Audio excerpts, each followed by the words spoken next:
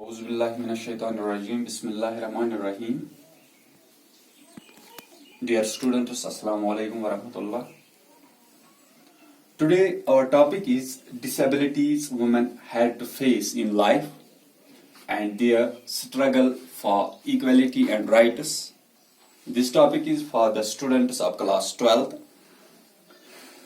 Women all over the world are overwhelmingly concerned with the issue of gender equality through women's empowerment.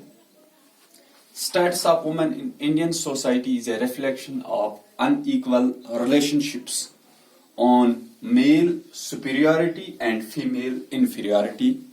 क्योंकि last video में हमने family system पढ़ा था, उसमें हमने पेट्रियार्चल फैमिली सिस्टम पढ़ा था जिसमें जो मेल डोमिनेंस होती है फैमिली में उस हिसाब से मेल सुपीरियरिटी भी बहुत सारी फैमिलीज में मौजूद है. Now there are certain pointers that will help you to understand this topic better. Point number 1 is religious disabilities. Point number 2 is social disabilities.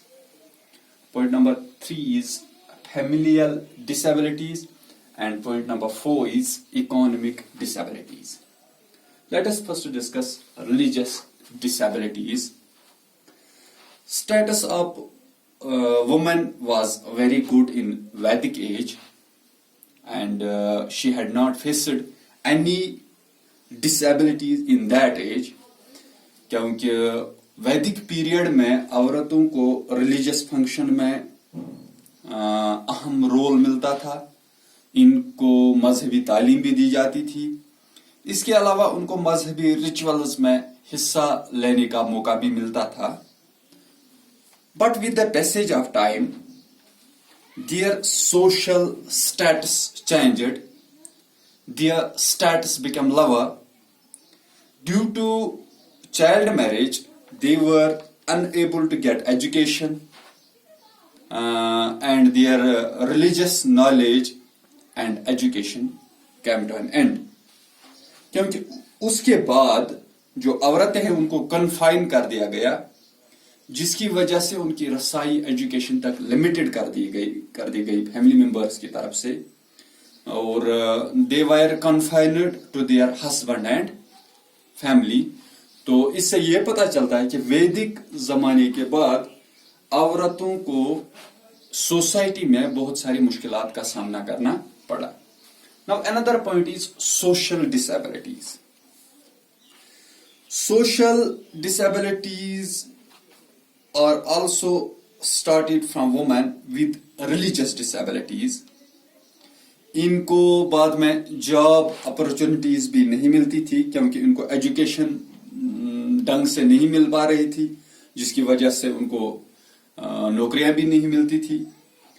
समाज में बहुत सारी सोशल इविल्स ने जन्म लिया, समाजी बुराइयों ने जन्म लिया, जैसे कि चाइल्ड मैरिज, पर्दा सिस्टम. क्योंकि उस जमाने में औरतों को किसी के सामने आने की इजाजत भी नहीं दी जाती थी. अगर कभी कभार उसको इजाजत भी दी जाती थी तो उसको उसके लिए पर्दा पहनना पड़ता था. If husband of any female died, then living life alone was considered as hell for her. क्योंकि जो वैदिक पीरियड में विडो रिमैरिज के लिए औरतों के लिए प्रोविजंस मौजूद थे, लेकिन बाद में वो खत्म हो गया और फीमेल्स को दूसरी शादी करने की भी इजाजत नहीं मिल पा रही थी, जिसका बहुत बुरा असर सोसाइटी पे पड़ा और खासकर उन विडोज पर जिनको रीमैरिज करने की इजाजत नहीं दी गई थी. When Muslims established their empire in India till 19th century, they started to marry Hindu females. So to save females from clutches of Muslims, for that many restrictions were imposed on them by Brahmins. क्योंकि उस वजह से उनको बहुत सारी मुश्किलात हो गई, क्योंकि जब उनको दूसरे मजहब में वो शादियां करती थी تو ان پہ زیادہ سے زیادہ ان کو کنفائن کر دیا گیا اور ان پہ زیادہ سے زیادہ ریسٹرکشنز لگا دی گئی. And another point is familial disabilities. Women also had to face many disabilities related to family. Yet status of women of rich families was very good. کیونکہ جو رائل فیملیز کی لیڈیز عورتیں تھیں ان کا سٹیٹس غریب عورتوں سے قدرے بہتر تھا، کیونکہ اس زمانے میں بیویوں کو نوکر سمجھا جاتا تھا.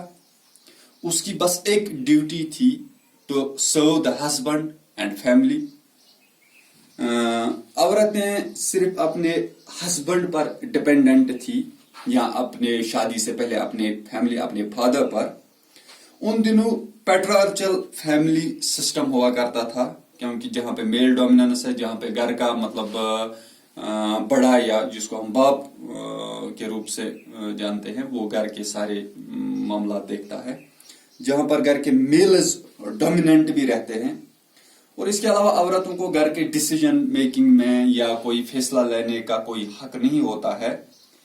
ایون کہ کسی لڑکی کی شادی کا فیصلہ اس کا فادر لیتا ہے اور اس لڑکی کو یا اس عورت کو اپنی شادی کا فیصلہ لینے پہ بھی کوئی حق نہیں ہوتا ہے.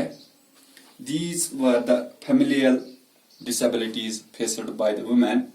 Now another point is economic disabilities.